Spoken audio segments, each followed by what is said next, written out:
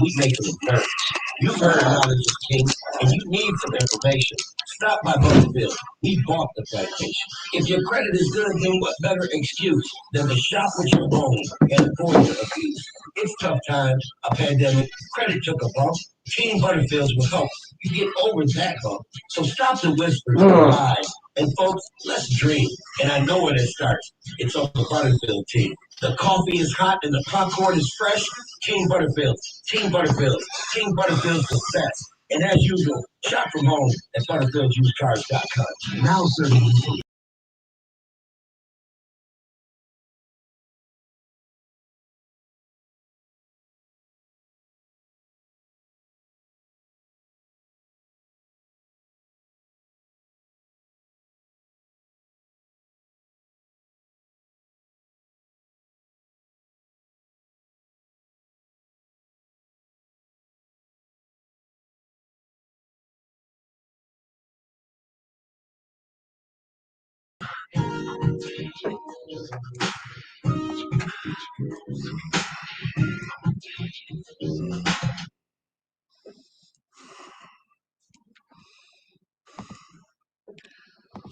Well, good evening, Saginaw. You have tuned into another edition of Straight Talk with Kareem Bowen. I am your host, Kareem Bowen, and I'm excited to have another hour of conversation with you. On today, we're continuing that concept or that theme, preparing for greatness. And our sub-theme for today is going to be Black is Our Legacy. We're going to talk about legacy on today. I would love for you, if you could please, those who are watching via social media, to like, tag, and share this conversation, get your family involved, get some folks to the table. There's a lot of great stuff that we're going to talk about today that I think is you're going to find very interesting. We're going to talk about where you can get the COVID vaccination if you are 65 and above. I know many of you have said, hey, Kareem, are you going to take the vaccination?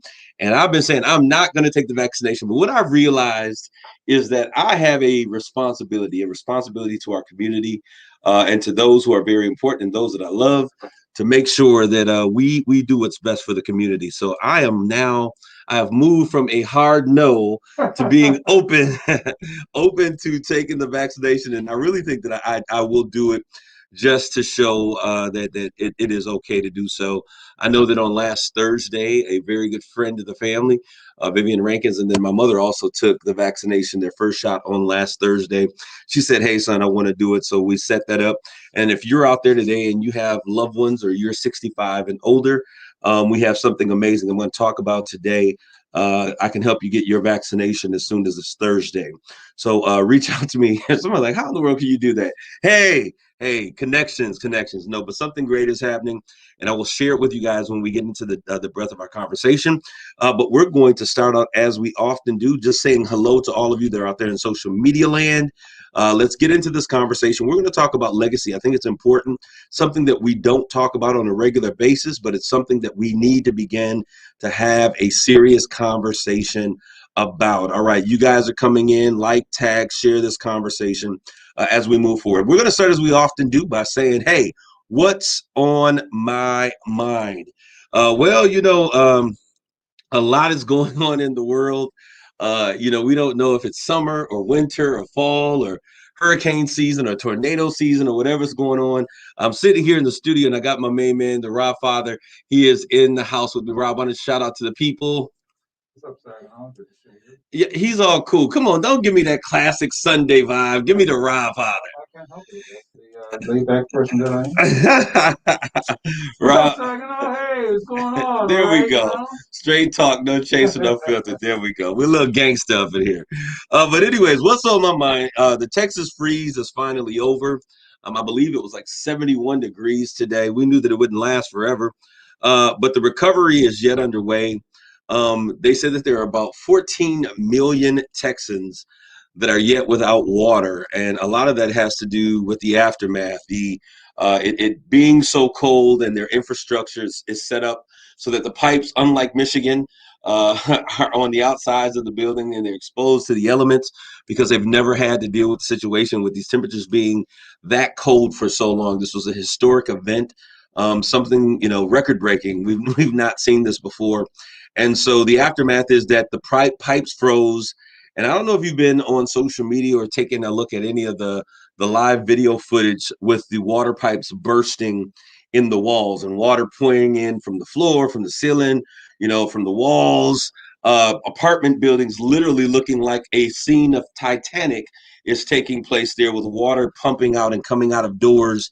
And it's just this. Eventually, I learned not to park my car under a water main. Yeah, we've seen that as well. And the car froze in because the water was leaking, and then the temperatures dropped, and now the car is frozen. But the sad thing about this is that, there's always an opportunity in every situation. And here, once again, it is those insurance agencies. What's going on? All of those are out there. Those insurance agencies, Rob, a lot of them are saying that they're not going to honor those claims. I'm not sure how that's going to happen. I really don't see how that would take place. But we're praying for those who are in Texas. So many of them are still without water, having to go to, grab snow that was outside. Now the snow is melting, to melt it on your oven if you had electricity, to have water to flush your toilet.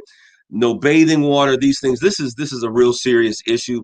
And we're praying, and one of the things that drove me up a wall is this Senator Cruz, man. I'm like, is he done with Texas? He just hops on a plane and decides to go, I think it was to Cancun or to some warmer climate, while his state is in crisis. The mayor of the city just walking away saying, listen, y'all fend for yourselves. Only the strong shall survive. The character of a person is not determined in the times when things are going well and when they have power and they believe that they're in control. But the character of an individual is really tested in the heat of the moment. And so we want you all to continue to pray for Texas. I've been talking with people out there. I was setting up something really, hopefully, that we could have gotten one of them on, but they're having such a bad situation, even with the current, just having internet and Wi-Fi, because everything is so spotty. And they're still, even though they've got power back on, they're still doing those rolling blackouts to make sure that people, that they keep it in and that the system is not overloaded. So we're praying for Texas. All right.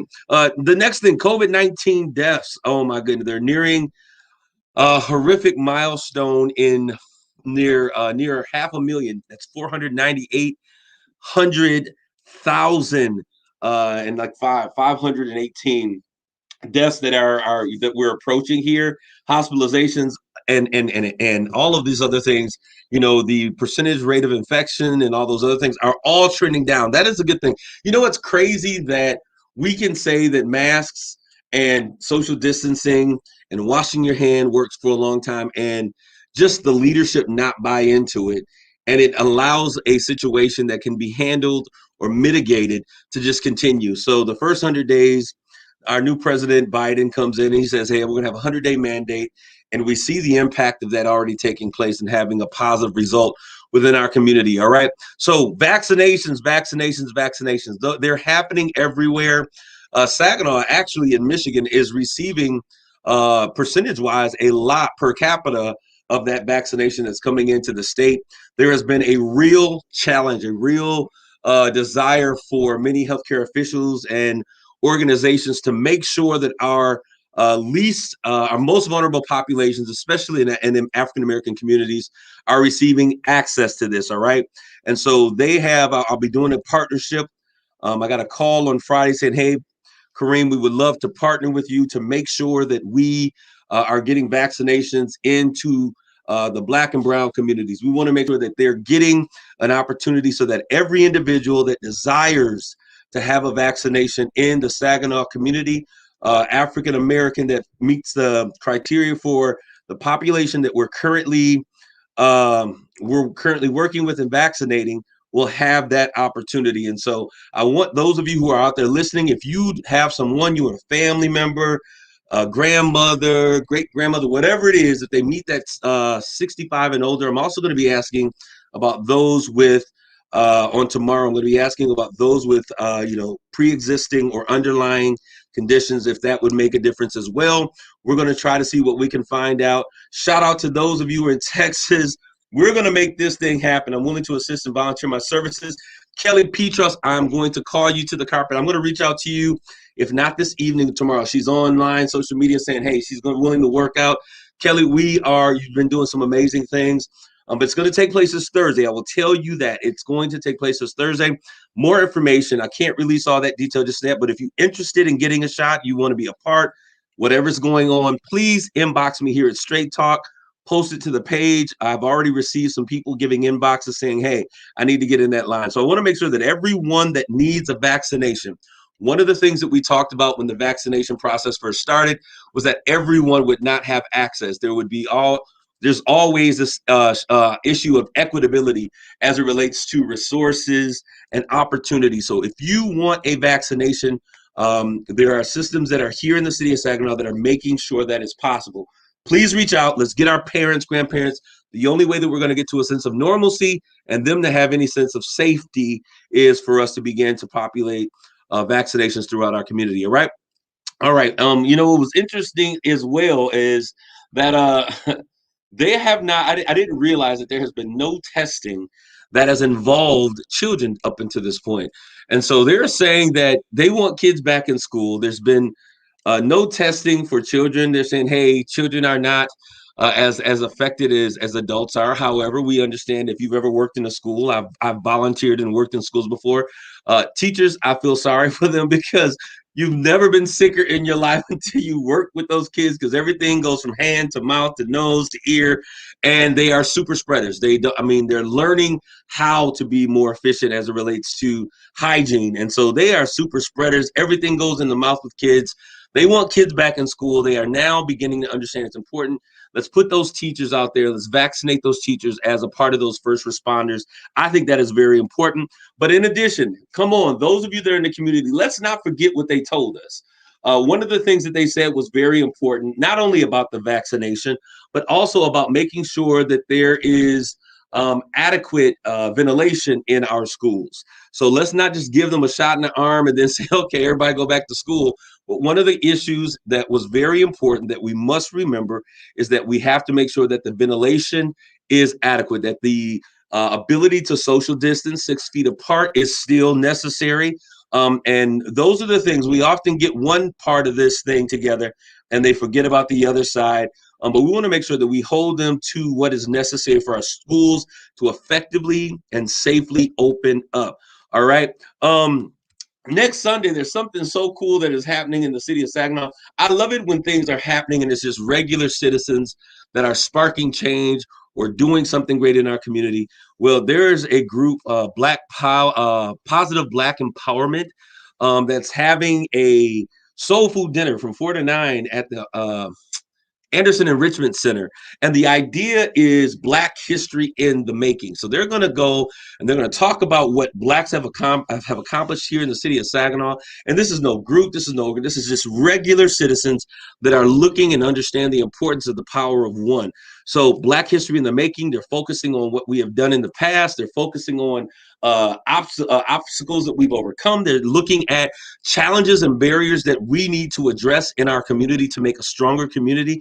DJ Sweet Ray, everybody knows who Sweet Ray is out there. He'll be playing during the music. There'll be people there who are going to make a difference. I'll be there sharing with some of the things that I think are key in the community in terms of making an impact. One of the reasons that KISS 107.1 FM, this radio station, brought me in was to make sure that we could have access and we would do things that were bringing the radio station back to the community. So I will be there, and there'll be people come together to make a difference. Idea sharing, that's what I love. Chucky Lawrence is out there. He's one of the guys. James Carthan, who now owns a transportation company. He has his own trucking authority. There are a lot of things that are happening. I had the individuals that were here that bought back the neighborhood house for the community. They were from the community. They bought it for the community. These are the things, if a village is ever going to be self-sufficient, if a village is ever going to get back to the place that we don't have to wait for someone else to do it for us, then these are key areas that we've got to begin to move. There's still, I talked about those 7 pillars that we've got to begin to look for. I want us to look at every area of our community on next week. That will be my challenge. Every area that we need to impact in order to make great things happen. Now, I want to share something that is so cool. We all know what was taking place last year in terms of social justice. When this all took place, I remember this. I remember the events like it was yesterday. I got on and I started recording what I normally would do for Morning Manna. And my spirit would not allow me to move past what my natural man was feeling in that moment. And I began to share, and I remember just kind of losing it, talking about, when am I going to be, anything other than a black man? But I didn't say black man. I used the N word, and I used the N word on purpose because many times that's kind of how we feel when we go to certain places. And after seeing what took place with the issues of last year with George Floyd, I said, when am I ever going to be anything more than just a black man? And I kind of lost it. And the next phone call that I got was a good friend of mine. It's a white brother, and he said, listen, I don't know what you're going through. I can't imagine what you're feeling. I don't know what I'm supposed to do. I want you to know that I'm here, and I want you to know that I'm standing with you, and I'm going to figure out what it is that I can do to make a difference. And that was the day after George Floyd was murdered, and everyone took to the streets. Well, my challenge to you all at that time was that not only, we couldn't, after the protest, what happens after the protest? After we're mad and after we're angry and after we've shown our expression of anger, how do we begin to make meaningful change in our community? And so I took that opportunity to do something that I never thought would pay off big. And on this past Friday, it's official. Something great is coming to our community. We're going to take a quick commercial break. I hate to do a cliffhanger for you guys, but we're going to take a quick commercial break. Get your family, friends to the phone, because I want to tell you what's getting ready to come to Saginaw, because change is coming. Stay tuned. We'll be back with more Straight Talk. 107.1. I hate to do this to y'all, but if y'all hold on, I'll get right to it. I'm going to share with you guys. It's really cool. It's a great thing, probably one of the greatest things that I've been a part of. And I'm so excited. All right. With the option to work with an advisor at a low cost and minimum. Merrill, a Bank of America company. Visit merrilledge.com/investing goals to get started today.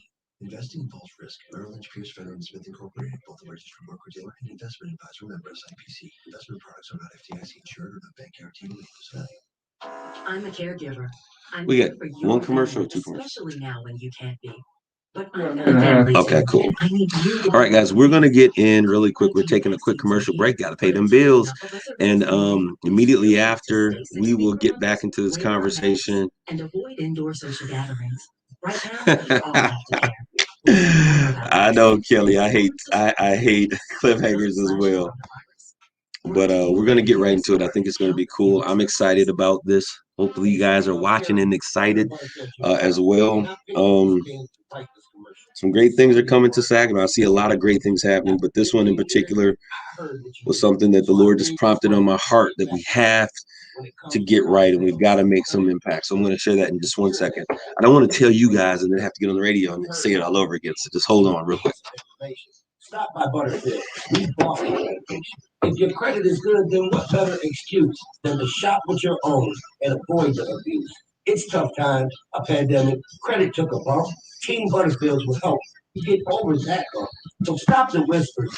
Hey, good seeing y'all out there. What's going on? Geraldine Walker, Deborah Miller.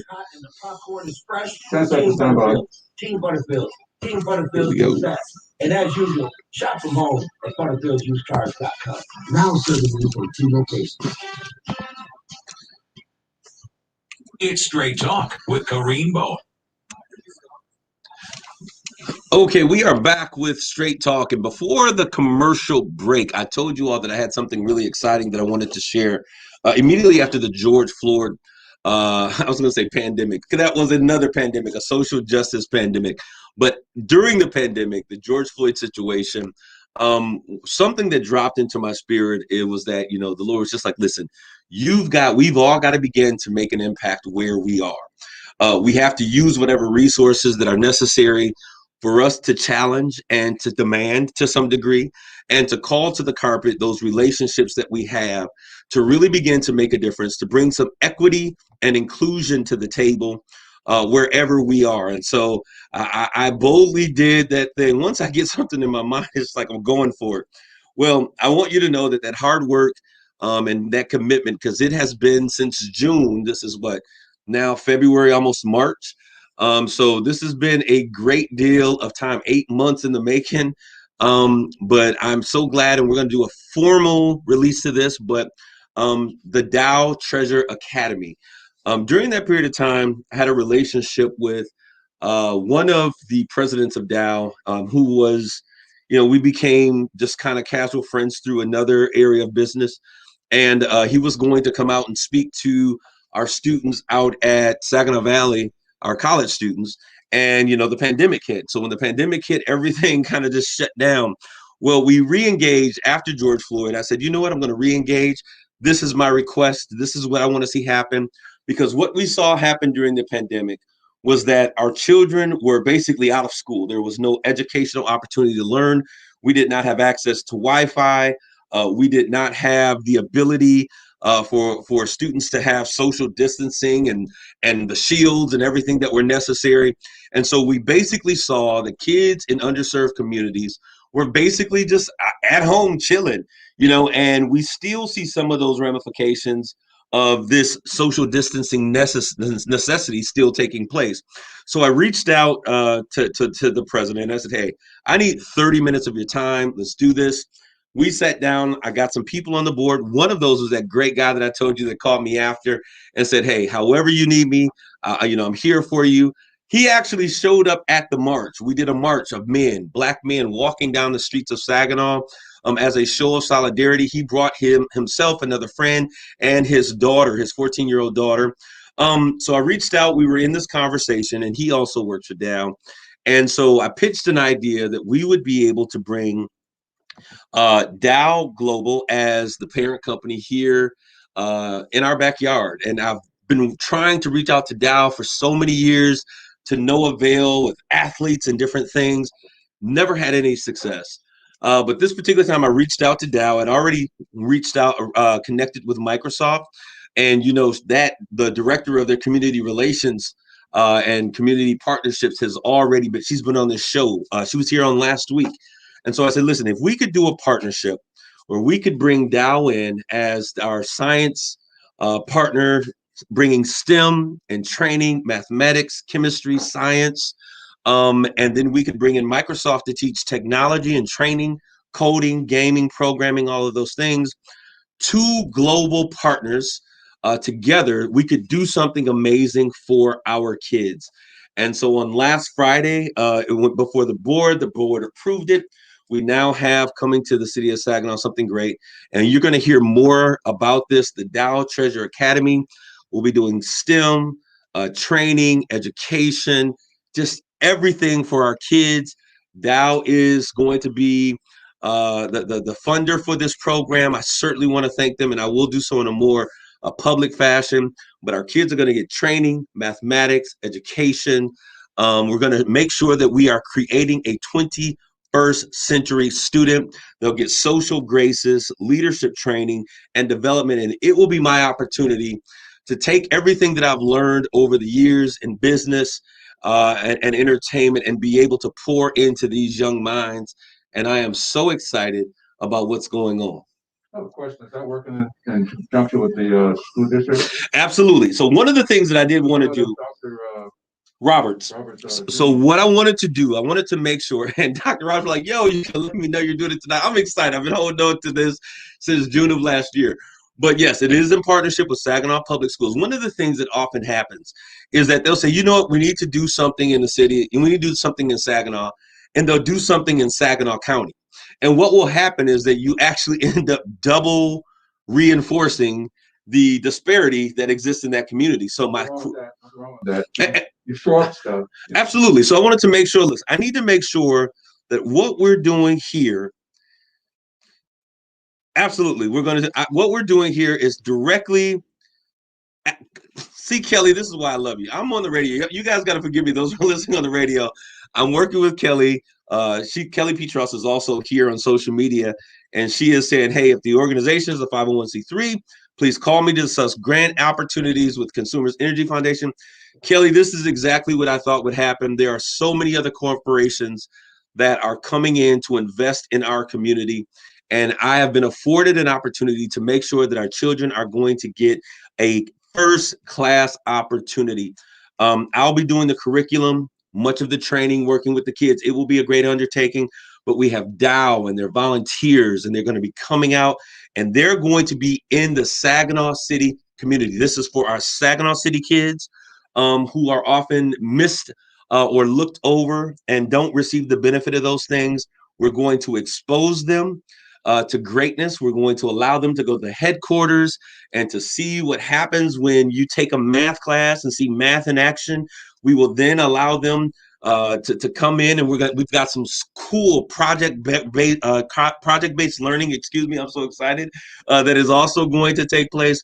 But this is what I was saying. Each of us has to be able to operate in the area of influence that we have, to begin to demand and to ask and to really challenge people to be accountable for what it is that is taking place and what we need in our community. And so this is step one. Everyone is so excited. The HR director for Dow North America is Don Garrett. He's from the city of Saginaw, so he was like, listen, this is what we have to do. The Dow Cares Board, we want to thank everyone that's a part of this. This is absolutely amazing. And then also, you know, we have great things happening. There's another corporation that I also was able to engage with that is going to bring greater opportunities. We're going to wait for that one because that one is going to be so profound that I think that I'm just excited. I'm overjoyed that I would have an opportunity to come back home and to use the relationships and the opportunities that God has afforded me to really bring some change into this community. And if we all begin to make an impact in the areas that we have influence, then we will be able to turn this community upside right and really begin to change the community for the better of our young people. So I just want to say that real quick. There'll be more information coming. I'm excited. Hopefully you are excited today. That's why we're talking about legacy. And so today I want to get to this place of this portion of our conversation we're going to talk about. Because I said that Black is our legacy. And for this community and for this listenership, even though I have a very diverse listenership on this show, and then also on, you go to the other radio, WSGW, we're doing United Shades of Gray over there. But this particular audience is diverse, and it is reflective of the community in which I grew up. It is a Black community.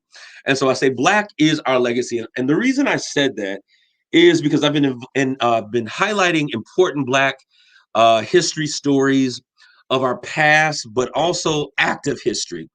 And I want to thank Dr. Dawn Hinton out at SVSU, Saginaw Valley State University, for giving me the challenge to make sure that when we talk about Black history, that we're talking about Black history in the making. And so that's why I thought it was so important for that group that's going to meet on next Sunday from 4 to 9 at Anderson and Richmond Center, that they are highlighting Black history in the making. What is it that we are doing as a people?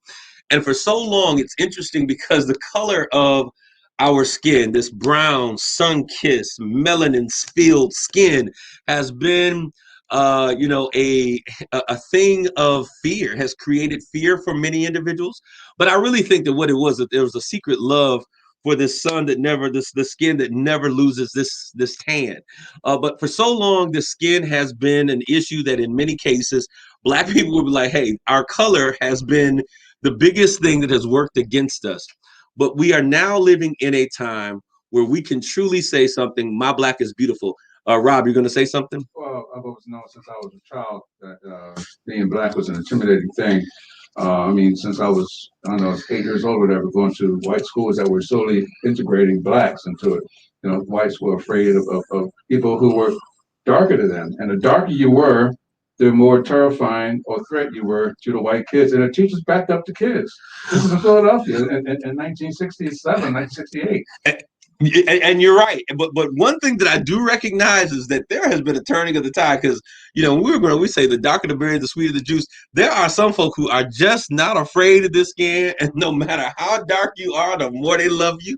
There are some folks like that, but still, what bothers me too, Corinne, I don't want to get off subject here, is our own community practices intro-racism.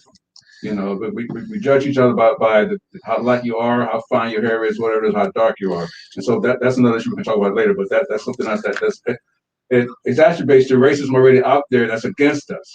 And I think every race of people has that, but I think in the Black community, because we are so the hue of colors is so diverse Yes, it is that you beautiful. see colorism, and that's what you're talking. Colorism being a real issue in our community, and I think that that's what's so important about what we're talking about when we talk about legacy.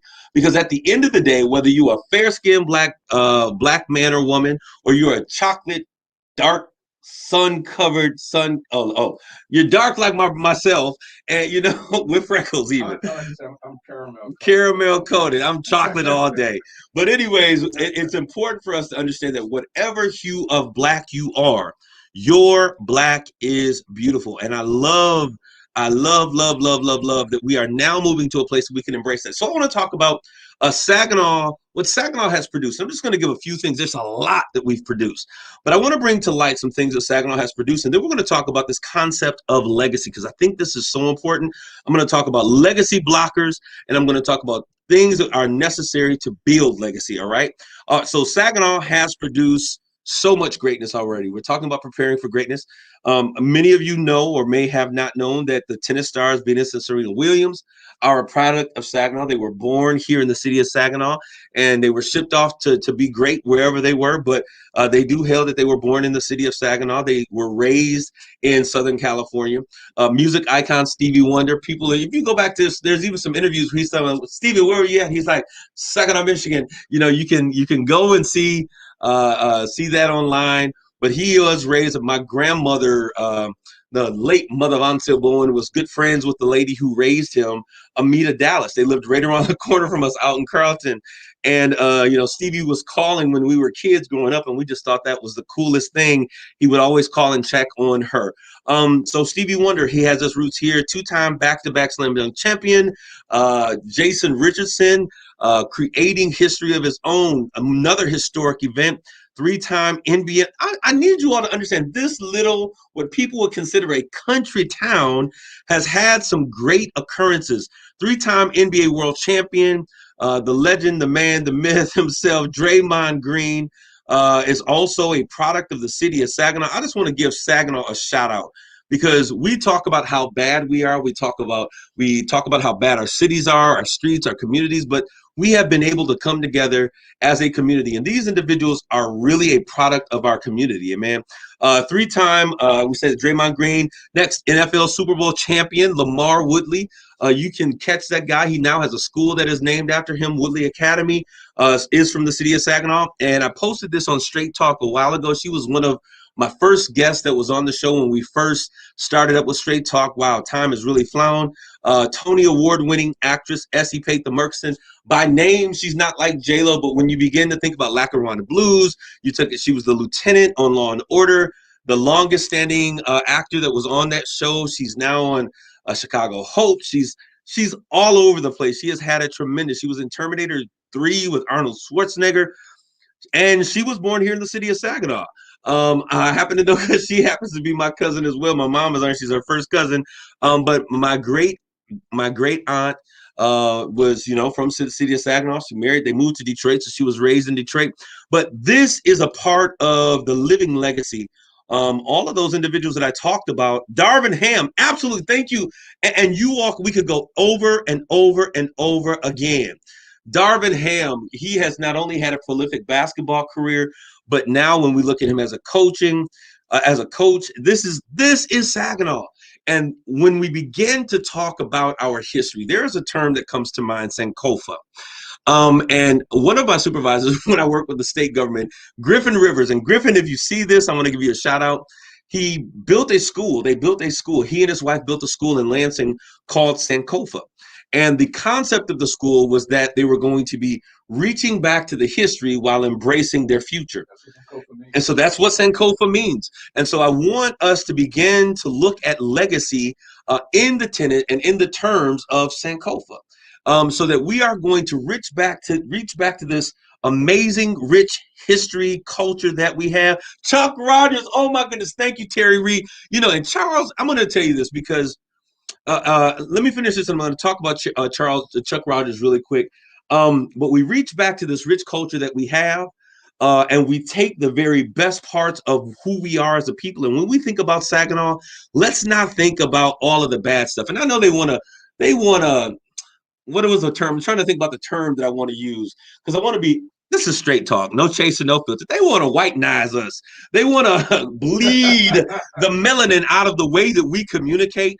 But we are Sag Nasty. I don't have a problem with being Sag Nasty because what it meant, and this is what's so powerful. When I think about Sag Nasty, I think about the times of playing basketball on the asphalt, no net up, but we still was hitting on net. You know what I mean? Going through the hoops so much. And this is what I need white America to understand. You may not like the way that it sounds when we say Sag Nasty, but it is not a negative term. It is a term of endearment of a generation of people who grew up before and had to be home before the street lights came on. A generation of people who were, playing at the park and playing video games and playing tag and duck, goose, red light, yellow light, green light. It is a term that is used by a generation of kids who were double dutching and barbecues, the smell of barbecuing. It was a generation of people, even with this radio station, when I came here, I said, let's bring back the family affair. Because when people thought about Sag Nasty, one of the things they talked about was talent, music, basketball, and WW3 soul. So they may not understand our terminology and want to make it sagging awesome. I'm not going to use the term sagging awesome. It's not just white people think that, some black people think that way too. Absolutely. See, when I started this radio show, I came with the same spirit that you have about Saginaw that I have in Philadelphia. You went back to memories of your childhood, how innocent they was then. I'm doing the same thing. I was brought what I did in Philadelphia, West Philadelphia. We call it West Filthy, whatever, or Philly, whatever it is. We had our own terms of endearment too.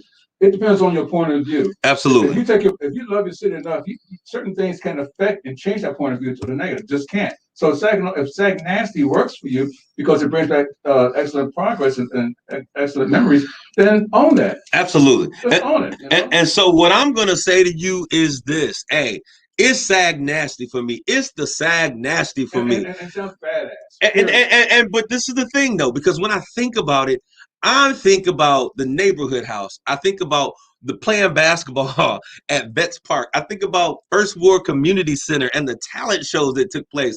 I think about going over to the neighborhood, just the neighborhood parks over there off of 6th Street in Norman. Over there, we used to ball over there like hardcore ball.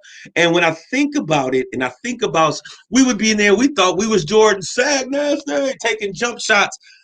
And we cannot allow people, that is a part of our Sankofa process. That is a part of us celebrating the rich part of who we are. I think about, Rib Shack, and I think about, what was the name of the store? I can't remember. And Mr.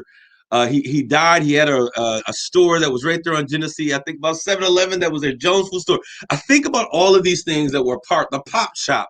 This was my Saginaw.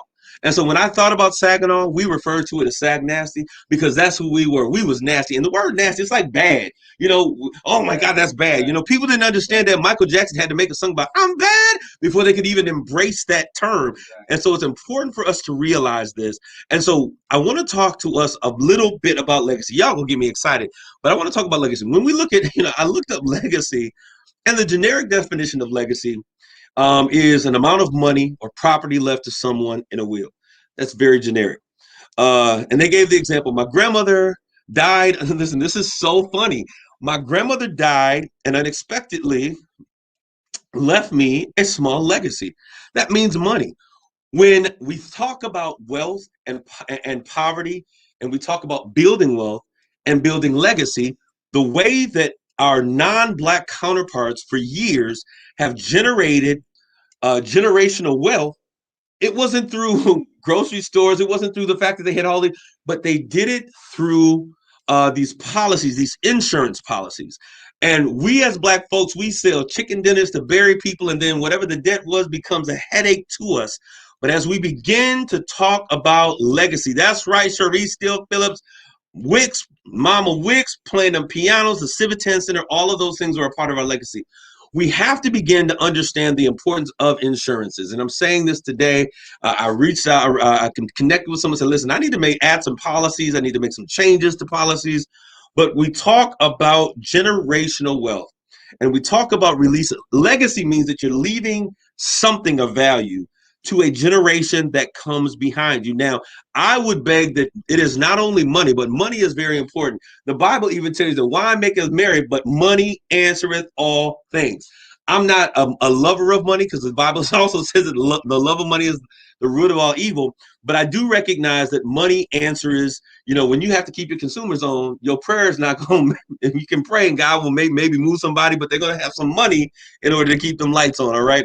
So we've got to begin to understand that legacy means that we have to leave to the next generation or to someone who's coming behind us something of value. It's an inheritance, a heritage, a bestowal, a benefaction, a gift, never a curse, and it has to be a part of their birthright. All right. So I want to talk about 7 legacy blockers for those of you who are listening, because we have some amazing opportunities that are ahead of us.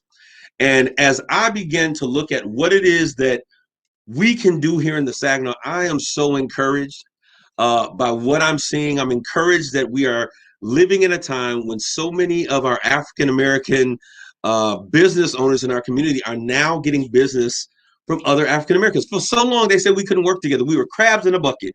When one would try to get out, we would pull them back. But I see a turning of the tide like I never have before.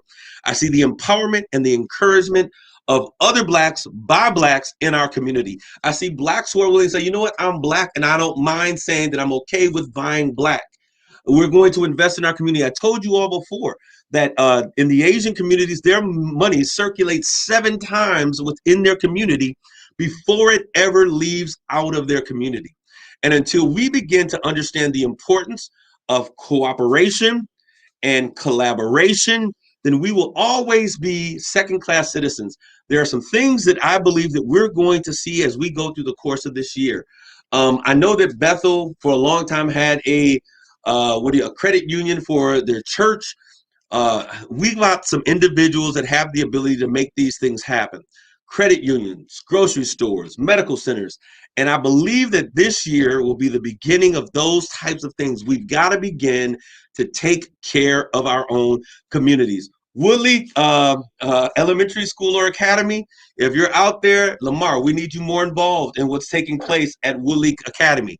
It can't be a building with your name on it and we not see you actively engaged. I'm going to say it, it's straight talk. I love him. That's my brother. And I am the first person, you can all say this, I am the first person who will come and support anything that our community is doing. But we're going to call a spade on spade, right? If you're going to put your name on the building, then Black Excellence or Lamar Excellence or whatever you want to call it has to be there as well. I am loving what I'm seeing with Tony Tatum. I saw him on Rick, whatever the show was he was doing, and he's doing an amazing thing. And people are Ricky Smiley doing amazing things. This is Saginaw. And we've got to start taking ownership of the things that we can change and begin to make a difference. Kelly Petros, please don't forget about arts as they needed to complement our math science. You're absolutely STEAM. And trust me, I am an arts person. I did science. Math was never my strong suit, but I did extremely well in the arts. And that is a part. I think when we begin to add arts and entertainment and English, those are all a part of that curriculum that we're putting together. It creates a well-rounded individual. We will not forget that. Great point. And maybe that's where consumers can really can come in and be a part of what we're doing. So 7 legacy blockers. Let's talk about these. Number one, the number one thing that we have to begin to understand is this concept of lack of focus. So oftentimes in our communities, there's so much that needs to take place that we find ourselves all over the place and not really focusing on or honing in on any one particular thing. So this is what I want y'all to do, my good people that are hitting me. And when I say this about our community, I mean Black, white, Puerto Rican, Asian, whatever you are. If you're in the Saginaw community, it takes a whole village. And I need you to realize that the challenge that we have done and the things, the movement that we have seen, and even what I'm talking about that we're doing with these these global corporations coming in was a collaboration or collaborative effort from not only Black people, but Blacks, whites, and other individuals. So we have to begin to focus on the things that we can be effective in. We can't do everything. Where have you been given a certain level of influence? Use that influence. One of the greatest forms of currency, and I said this a million times, is information, but then the second is influence. Who can you influence to bring change in that particular area? So lack of focus, let's focus in on where we can begin to do. Let's pick one great thing that we're going to do well. And if we can collaborate around that one great thing, we'll have found success in that one great thing. And then all we have to do is reproduce it. Number two, living the life others want you to live. One thing that you're never going to get this kid to do is to live for somebody else. You have to be willing to live the life that you've been chosen to, that God has chosen you to live. You cannot be afraid. One of the greatest things that I've learned is how to say no. That's not a part of my purpose. Unfortunately, I can't do that. I can't waste my time here because I am aligned and destined for this. So we have to be willing to live the life that we desire to live and we have been purposed to live, and not allowing other people to live for us. All right. Number three, bitterness, anger, and fear. And I want to share this real quick, because when I saw the outrage on last year with George Floyd and Breonna Taylor and all of the other things that are going on, it came to a bubble. And one of the things that I saw was bitterness, anger, and fear. We were bitter because things hadn't gotten better. And when you are continually being told to wait, nothing changes, that sweet taste that you have in your mouth will soon become bitter. I saw anger. And I tell people that a riot is a tantrum of the soul. Now, we weren't around here blowing up and tearing up everything, but when other folks came in and they set up rocks and they started buildings on fire, now we will go on a free shopping spree. You know, that happened. Y'all got to be real about that. And so when we begin to see this, Dwayne Attaway, my guy, Dwayne Attaway, for those who are out there, Dwayne Attaway is a great friend of mine. He came out to LA when I was in LA doing something. He was on board there. Great guy, great actor. The Dennis Rodman story is his legacy. When we're talking about legacy, yes, absolutely. Keep putting those people in here because we want the high steppers. Yes, we want to make sure that we are remembering those people who play a great and vital part of our history. We're going to memorialize them in some great way. Bitterness, anger, and fear. We're afraid that this is never going to change. But I believe that we're at a point that we now understand that we are in position. And once you begin to understand the power of your vote, it all starts with you being able to say, you know what? I don't like this. I'm going to change the policies, because it's not the rock stars who change the world. It's our policymakers. It is our local policymakers, our mayor, our city councils, our city managers, our state representatives, our state senators. That is where it all begins. So we've got to get over our anger and fear and begin to mobilize and get to polls. Consumerism. Say that word with me, consumerism. Those of you who are out there. This is a legacy blocker. And in the Black community, we have been uber consumers. We buy, we eat, we buy, we eat, we buy, we eat. We spend so much money on using the products that everyone else has, but we don't produce any of these things that we use on a regular basis. I don't understand it, and I'm not trying to be funny, and I have no bias in terms of how I'm saying. I can't say I do have a bias, because I don't understand how Black women can wear so many wigs, so many weaves, so many hair products, eyelash, every piece of hair on our bodies at some time or other is not real. Your eyelashes ain't real. Your eyebrows aren't real. Your hair's not real. And and y'all make it look good. I'm not gonna say it's my sisters. I love you. I mean, but he's going somewhere. Tell him to lead us along. But what I'm saying is that we use so many of these products, but where is our Black hair store? Where are we getting, our Bantu, Hawaiian silk, whatever perms y'all getting? We as kids, there was Hawaiian silky and this and that, y'all yaki hair, whatever it is that y'all doing. We are such consumers that we run to try to buy the best, the most expensive, the quality, but we've got to begin to change from this consumer concept and this consumer identity to a place that we begin to create the things or get into the market so that we get a piece of what it is that we're selling. And so when we begin to control brands and we begin to control what comes in and how it's shipped out, then we are truly beginning to see that we're going to bring money into the community and it has the ability to turn over, instead of it coming into one zip code and we take it to the next zip code in order to get the basic things that we need. All right. Urgencies that smother our priorities. Now, one thing we just got to be real about. Because of the nature of our communities and the things that we have to deal with, there are things, I tell people this all the time. This one black couple, they said, we're going to go over to, I'm going to be very real, be very honest. We're going to go to Hopeville because they do missions. And I looked at them like they were crazy. Nothing against Hopeville. Praise God. Do what you do. But I'm thinking to myself, yes, black churches don't do missions. I'm like, what are you talking about? We walk out the door and there's mission. Wait a minute, we even got to go out the door of the congregation. Missions are in the church.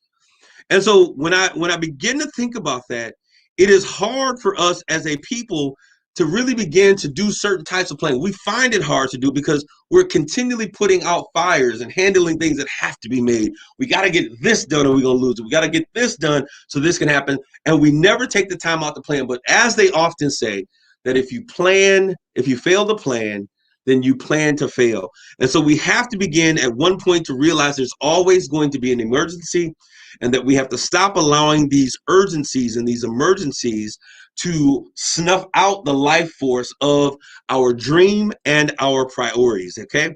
All right. So safety. Safety is a legacy blocker. We have to be safe in our own skin, and we have to be safe in our communities.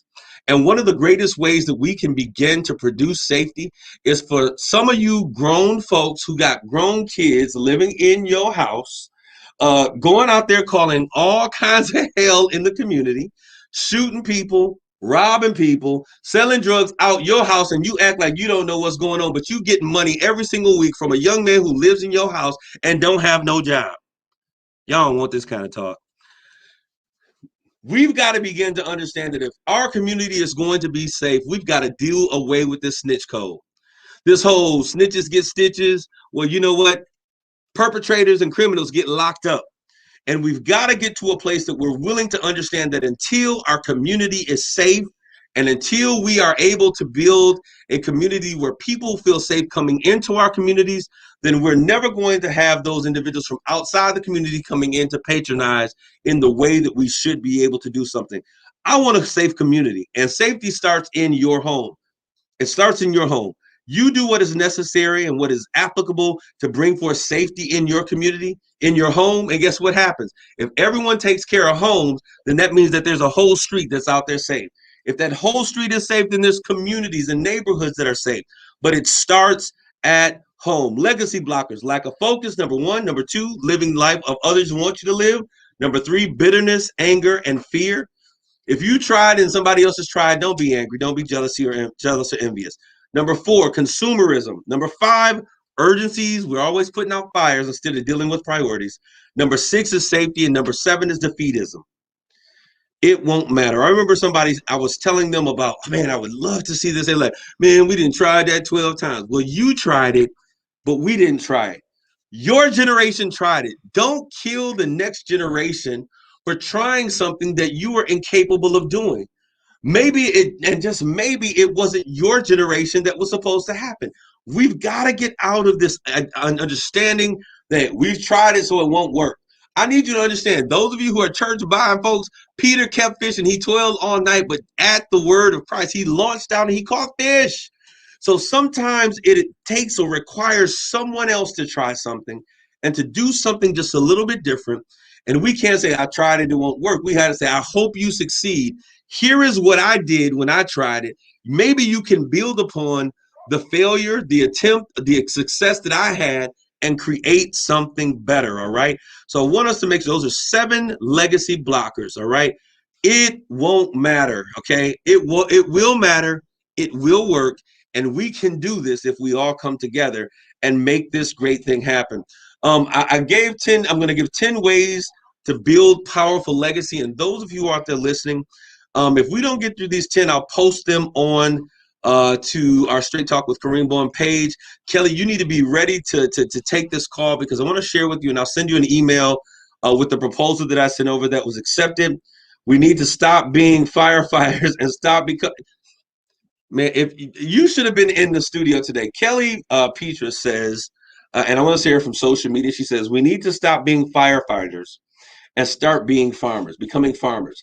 And that goes back to that piece, that the one that I was sharing when I said that we have to begin to stop having to deal with the urgencies of life that smother our priorities That's what she's talking about. See, a firefighter is going to deal with the hot burning issue right now, right?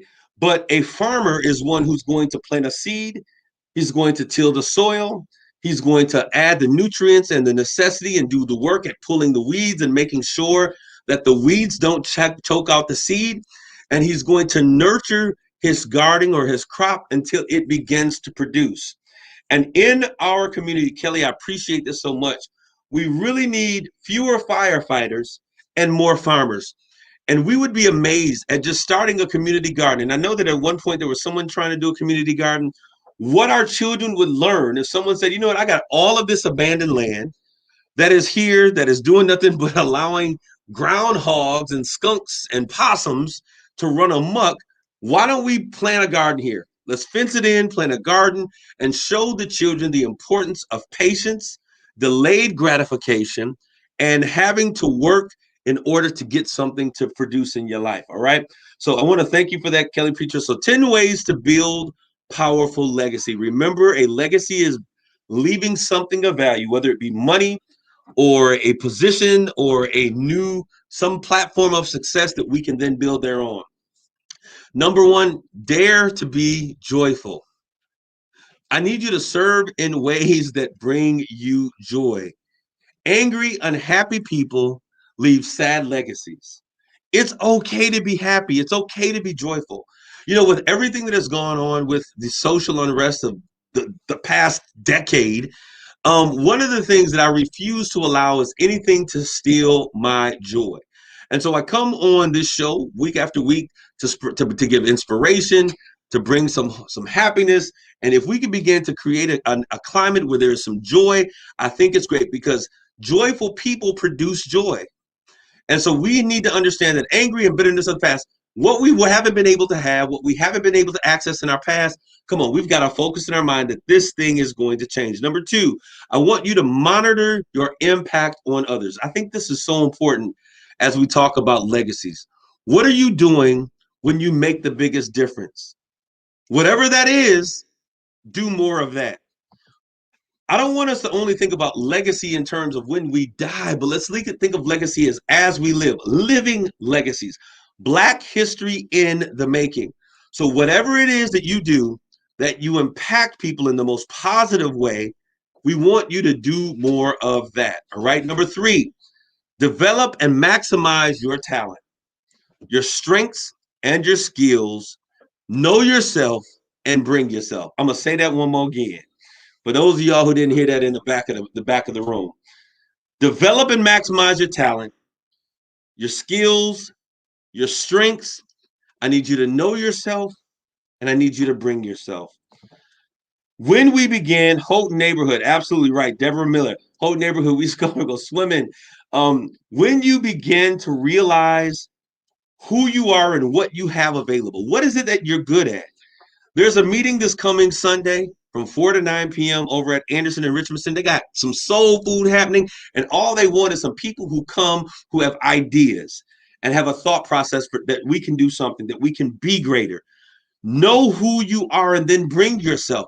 The most challenging thing to a community is when we have and we know that we have people that can make the difference, that can make the change, that can really make an impact, but they never come to the table, not because they haven't been asked, but because they sit at home and they'd rather complain instead of become a contributor of the difference-making process, okay? So develop and maximize your talents, your strengths, and your skills. Know yourself and then bring yourself to the table, okay? Number four, do what matters now. Not yesterday, do what matters right now. Everyone who's at the end of their life says, it goes by so fast. I'll tell you, it was like I was 19 and young, and I'm saying 25 was old, and now I'm here 40 plus years old, closer to 50 than I am to 40. And I'll tell you, I'm not waiting till I get 80 to say, hey, this is the change or the impact that I can make. But I'm here saying this is what I can do now. Let's make change with what we can make happen right now. All right, we're coming to the close. I put a few of those, maybe we'll complete those on next week, or I'll throw them up on the screen for you. But I want to close out with this poem, My Black is Beautiful. From the color of my skin to the texture of my hair, to the length of my strands, to the beneath of the breath of my smile, to the side of my gold gait, to the span of my arms, to the depth of my bosom, to the curve of my hips, to the glow of my skin. My black is beautiful. It cannot be denied. It will not be contained, and only I will define it. For when I look into the mirror, my very soul cries out, my black is beautiful. And as of today, I speak it out loud, unabashedly. I declare it anew. My black is beautiful. I love you all. Thank you for tuning in today. We'll be seeing you soon with more Straight Talk. God bless you all. Grace and peace. Listening to Straight Talk with Kareem Bowen on KISS 107.1. The views and opinions expressed on Straight Talk with Kareem Bowen by the host, its guest, or